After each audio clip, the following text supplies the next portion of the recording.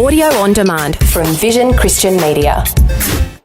The story. In my high school years, I had a teacher who was my trombone teacher, and we'd go and sit in my trombone lesson and probably spend most of the time just letting me debrief on life. She was there to teach me trombone, but to have that moment of being able to have a safe person who I can just share what's happening in my world made all the difference. And that's what Kids Hope is all about. G'day, I'm Jimmy Colfax. Welcome to The Story. Well, our guest today is once again Simon Warrick, who's having a chat and sharing his life journey with Eric Scatterbo in our Melbourne studios. As we heard last time, when Simon was a child, he was given plenty of reasons to hold on to grudges and not be forgiving. His father had left the family for another woman, and later he felt mistreated by his stepfather. But as we'll hear today, the Lord has helped him to heal and forgive. Also, we'll hear how the Lord is using those difficult experiences to help him to minister to others. We'll pick up the story as Simon's father has passed away, and then things took a turn for the worse.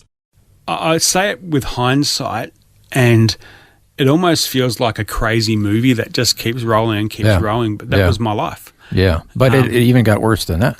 It did. So you now step forward to, I was in year 7, year 8, something like that, about 13 years old, and Mum had been single ever since Dad left, and a man from church came in and swept her off her feet, and they got married pretty quickly, and the unfortunate thing was he'd managed to keep a facade up until they got married, and then afterwards we got to see the real him. And my experience of him, he comes from, I guess he parented very differently to what I was used to, and there was a lot of yelling. There wasn't a lot of opportunity to have a conversation. I felt like I was a bit of an annoying appendage to my mum, like he wanted mum, but I was there as well.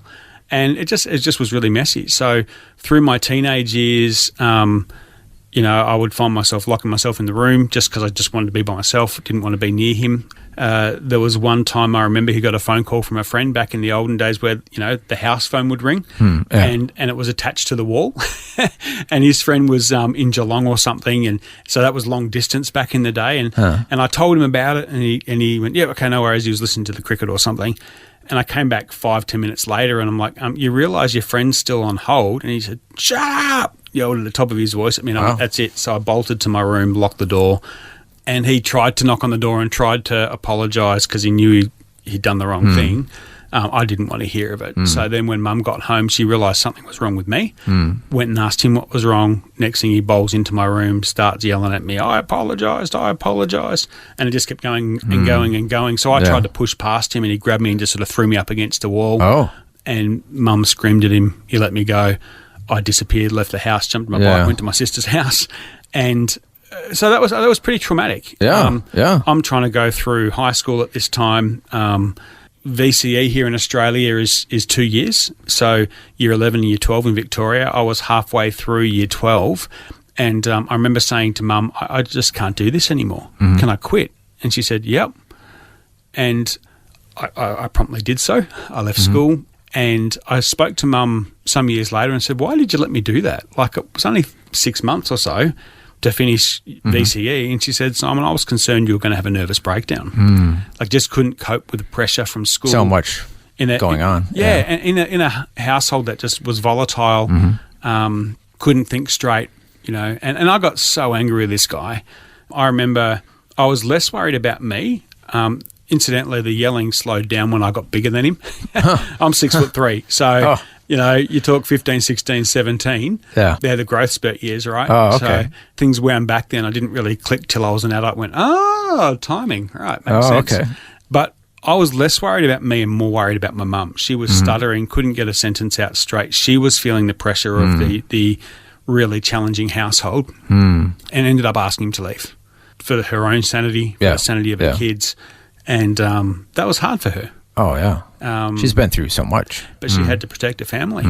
So she made that call. And so you get to Simon, who's now 17, 18.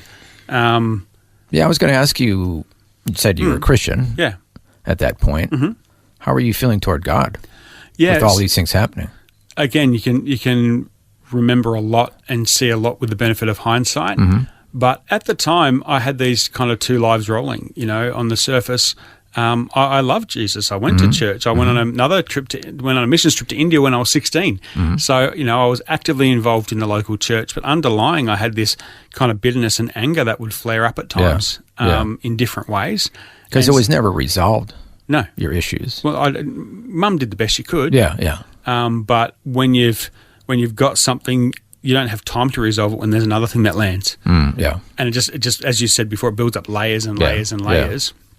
You end up just carrying these things, and you don't know any different. It just is what it is. So when I was 17, met this young lady, Jill, who's now my wife, and I just went, you know what? I don't think I can bring myself to keep going to church. I had Jill in my world. We were doing everything that a married couple would do, just not living together.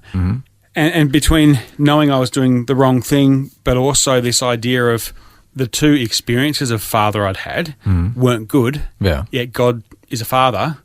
And to so that kind of tainted your view of God. Yeah, and my stepfather was a Christian man, and if that was a Christian man, I don't want to be like that. Yeah. So I was, they're the reasonings I had in my own mind, the excuses that I came up with, whatever it might be. But we walked away from church in my late teens. It was just too hard. There was other things to do. I was working, it was just too hard. Now, speaking of working, you wanted to be a successful businessman like your dad. Yeah. How did that go? Yeah, so good question. That was my motivation was Dad was a successful businessman. That's what I was going to be, and I went after it. So I left school. I was working just part-time at McEwen's, which became Bunnings, and I think I was 19 or 20, and I was asking all the sales reps, how do you become a sales rep? Because they had company cars and they just drove around drinking coffee, and I thought I could do that. So very mature reasons for this. Absolutely. I'm 19, 20. Like, come on, the company car is awesome. So I was told by one of them, go and study marketing and get a job in internal sales. So that's what I went and did. I started studying marketing. I got a job in internal sales at a power tool company, gave myself a goal of 2 years to become a sales rep. I think I was 5 days short of 2 years when I got my first rep's job with another company called Ryobi. So was there for a number of years, then got poached by a company called Metabo. Their head office was in Victoria, so there was opportunity for career advancement there. 9 months there, sent to Adelaide to take on a state manager role in my... so it's all happening for you. Yeah. At this point, I'm 26, so there's multiple... Again, yeah, okay. This is but you're moving up the corporate ladder. Yeah. So by the time I was 28, I think, I was National Key Accounts Manager for that company at the same time as being the state manager for Vic Tas, which was our biggest region, at the same time as still being the state manager for SANT. So... SANT? South Australia, Northern Territory. Okay, yeah. So I had staff in... a staff member in South Australia who managed Northern Territory as well, and I had, I think, 4 reps in Victoria that were reporting to me. And that brought you outstanding fulfillment in life. Yeah, sure. Look, I did the corporate ladder thing, and that's, and it actually did the opposite. It didn't give me any fulfillment. That's kind of what I was alluding to, yeah.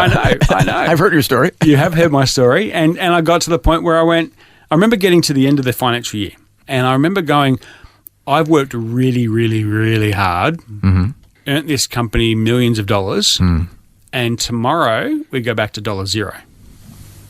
Yeah. And I've got to do it all again. For what? To sell power tools to people who may or may not need them. To make That's money. got to be very deflating. It was. Yeah. Now, don't get me wrong. There's real value in having a successful career, but for me personally, it didn't hit the hot button that I was looking for. Yeah. I guess it didn't fulfill what I was expecting it to fulfill. Yeah. And I remember just, at this point we were Christians again. I'll probably have to loop back to that part of the story. And I remember just saying to God, I'm done. What do you want me to do? So what happened? How did you get back to going to church and having a relationship with the Lord? So roll back a few years now. Jill and I got married when I was 20. Jill was 18. Couldn't bring myself to living with my girlfriend because it would upset my mum. Although I wouldn't have professed being a Christian. I knew one day I'd come back, but later, when I'm old and boring. Was your thinking? That was my thinking, yeah. When I'd had all the fun that I wanted to have. And this friend from grade 2. Okay. Going back to the guy that helped you when you were being bullied? This friend from grade 2 who I spent a lot of time with him and his family. His dad particularly was influential in a positive way for me. Still catch up with him today. Oh, great. And he so the Lord brought another father figure in your life. Yeah. Oh, that's great. Yeah. In fact, my kids still call him Papa Rodney. Is that right? Yeah. That's pretty cool. Yeah. Just visited him recently. They live in Tassie. Went and visited him down there in the last few months. So this friend wrote me a letter. Now, he was studying with YWAM, Youth with a Mission, and he just really felt prompted by God to give me this Bible verse. And the letter said something along the lines of, "Hey, Simon, felt like God wanted me to give you this Bible verse. I want to encourage you. God's probably trying to speak to you about something." Now, I can't remember the verse, but what I do remember is going, I need to go back to church. And at the same time, Jill, who'd also grown up in a Christian family who has her own story of challenge and trauma, she was flicking through the Bible one night when she couldn't sleep and said, "All right, God, you want to speak? You speak." And she just plonked the Bible open, and the passage that jumped out to her was a story of the prodigal son. You know, this idea where a wayward son was invited back into the family by his father. So that was her acknowledging that it was time to go back to church. And then it took a few months. So we would go week to week, and one week I'd say, "Hey, let's go to church," and she'd go, "Nah." And then the next week she'd go, "Hey, maybe we should go to church," and I'd go, "Nah." And eventually we both said yes and started our way getting back into church life, church community. And I'm thankful for the church that I landed at. You know, one of the priorities of that church was facilitating programs that then went global around restoration of individuals. You know, it was called Careforce Life Keys. I think the Life Keys programs are still out there somewhere. Alan Meyer, of course, from Careforce. Exactly. Yep. So he was a pastor I grew up under since 1982 or something like that. The Careforce Life Keys programs were significant for me. I got to learn about who I am and the purpose of, like, there's a program called Search for Life, and it really helped me understand who I am and why I was created for a plan and a purpose. You know, I got to learn about family of origin. I did a course called Man to Man where I learned about I've done that as well. Which leads to our next topic of forgiveness. Yeah. So one of the parts of that course is talking about forgiveness. Yeah. Now, you had all kinds of reasons, as we've talked about, to not be forgiving. Yep. To hold grudges. Yep. But that helped you, that program? It did. I think some of the things I learnt was the fruit of unforgiveness affects me, not them. The idea that a lot of us have is, if I forgive someone, I let them off the hook. That's your thinking. Yeah. And it's very common. Yeah. Or if I forgive someone, it means what they did wasn't bad. Or like, there's all these ideas that we have that for us to hold unforgiveness against someone makes us feel like they're in trouble still. Like they've done the wrong thing and they should know they've done the wrong thing. And they've got to live with this guilt and shame for the rest of their life because they've done the wrong thing. We think we're instilling that on someone else when we don't forgive them. What I learnt was quite the opposite. It's actually something that captures me, holds me captive. It stops me from living my best life. It stops me from being fulfilled, and it actually taints every part of my life and affects every part of my life. My relationship with my wife, my family, my kids, all of that is affected by my unforgiveness. And of course, you've heard this analogy many times before. Unforgiveness is like drinking poison and expecting the other person to die. Completely true. Completely true. If you drink poison, they ain't going to die. Yeah. You're going to die. Yep. And so you realize it was hurting you more. Yeah. So I had to work through what forgiveness was and what it wasn't. Yeah. You know, forgiveness wasn't letting them off the hook. It wasn't saying what they did was right. Forgiveness was actually releasing me from an unhealthy bond with that person that doesn't serve me and they might not even know exists.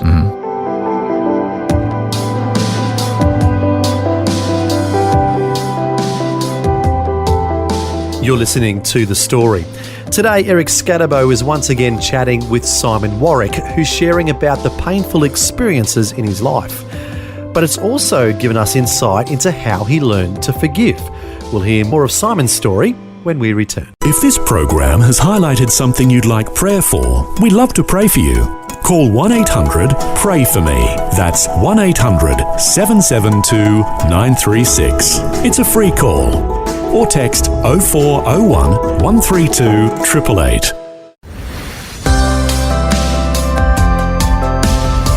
Hi, I'm Jimmy Colfax and this is The Story. Our guest today is once again Simon Warrick, who's sharing his life journey with us.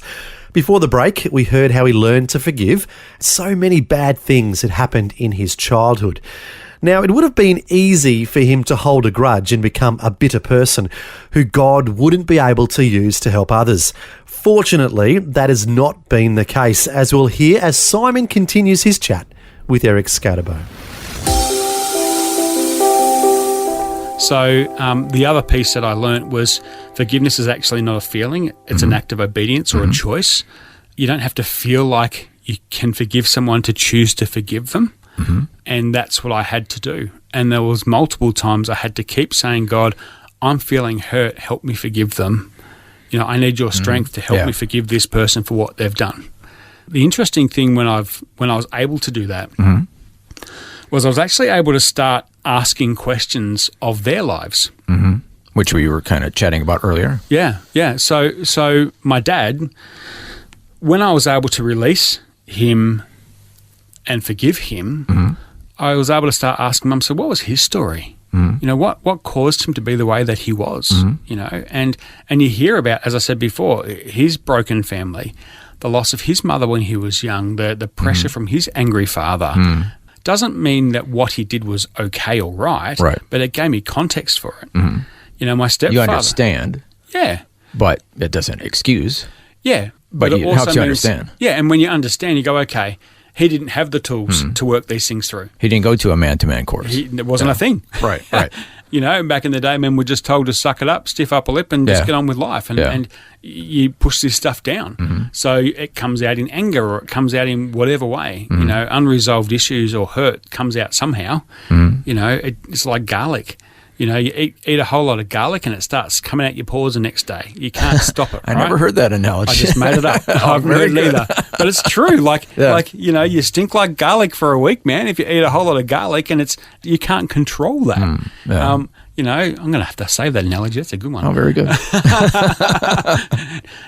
So unless you know how to deal with these things and find healing from them, it affects everything else in your life. I found out that my stepfather had some pretty traumatic childhood issues. And you start to go, okay. Well, what's the saying? Hurt people hurt. Hurt people hurt people. Yeah, totally. So it didn't make what they did was right, but as I started to forgive them, I started to understand more about their history, which made it easier to forgive them next time I felt frustrated with them. So it was like Shrek and the onion layers. Every layer you peel off, okay, there's more. Deal with that, peel the next layer off. The big thing for me is I didn't want my kids to experience my pain in their lives. If I didn't deal with my stuff, then they would be the recipients of a dad who hadn't dealt with his stuff in the same way I was a recipient of a dad who hadn't dealt with his stuff.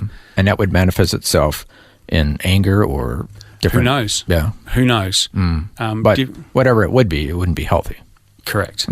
Correct. So it's funny, we haven't talked about my kids yet, but we've got 3 amazing adult children, and Jill and I have actually said to them, if you need to go to a psychologist, go. If you need to throw us under the bus, throw us under the bus. There was stuff that we've done in your childhood that we would do differently now because of how we've learnt and grown since. But if you need to deal with it, deal with it. You know, if you need to tell us something wrong, we'll apologise quickly. Like it's we want them to not have to deal with a history that we had to deal with. In the same way, we don't want their kids to have to deal with the history that they've dealt with, and hopefully it gets break the cycle. Yeah, it gets thinner and thinner, or smaller and smaller each generation. So we've been really open with them and said, look, there was areas in your life that we've done the wrong thing. We've apologised as we've needed to, but we've just said, you know, you have full permission to say what you need to say, even if you feel like you're letting us down by sharing honestly with your experience. Do what you got to do. Find healing. Now, unfortunately, we're running out of time, but the good news is you did forgive. Yeah. You didn't hold on to that bitterness, and you were called into ministry, and you have exciting things happening more recently. Yeah. So can you kind of skim over 25 years in a couple of minutes? Absolutely. So I mentioned getting frustrated in my work environment. I prayed about it. We were in church. We had a couple moving overseas to go on mission, and I remember just saying, God, I want to do what you want me to do. I'm done. just want to do what you want me to do. And clear as a bell in my mind, I heard him say, go to Bible college. I argued with him for a while. I reminded him of my career. I reminded him of my mortgage.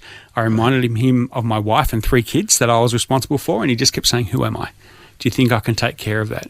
So in my argument, in the end, I said, if this is really you, you got to tell Jill, because I don't want to get a few months down the track. We're having to sell our house because we can't afford to keep it. And she looks at me and says, you did this to us.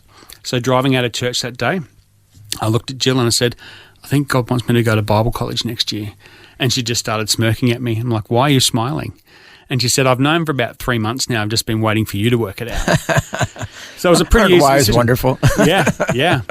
Pretty easy decision to quit my job. My boss tried to talk me out of it for 2.5 hours, which was very generous of him.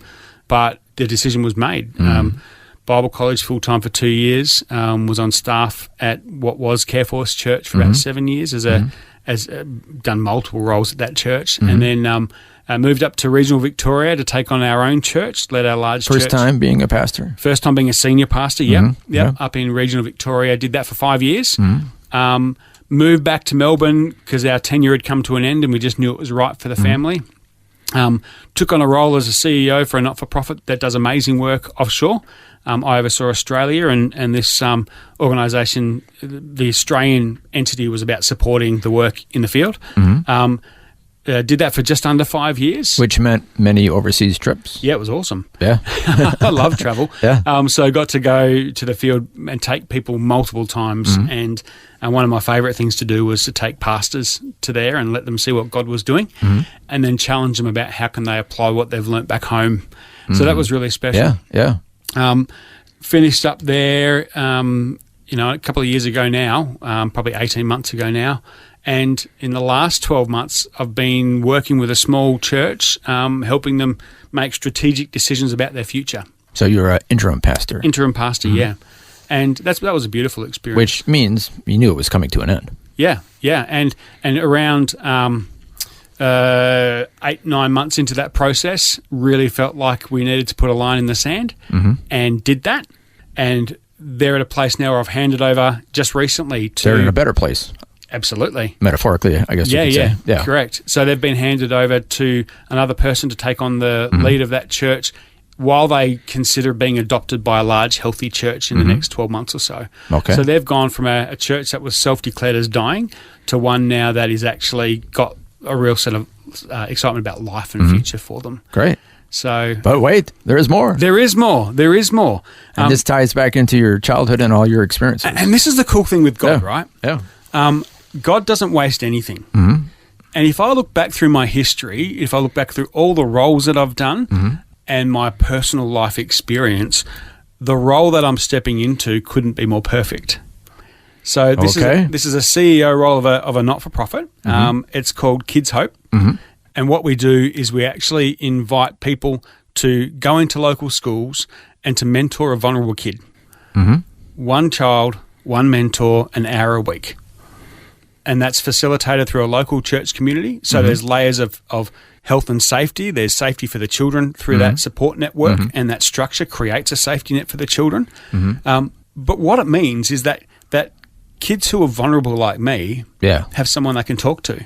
And how much of a difference that would have made in your life? Well, I was speaking to Mum as I was applying for this role, and she said, I wish you had something like that when you were younger. Yeah. For me, in my high school years, I had a teacher who was my trombone teacher, and we'd go and sit in my trombone lesson and probably spend most of the time just letting me debrief on life. And having a mentor in my world, she was there to teach me trombone.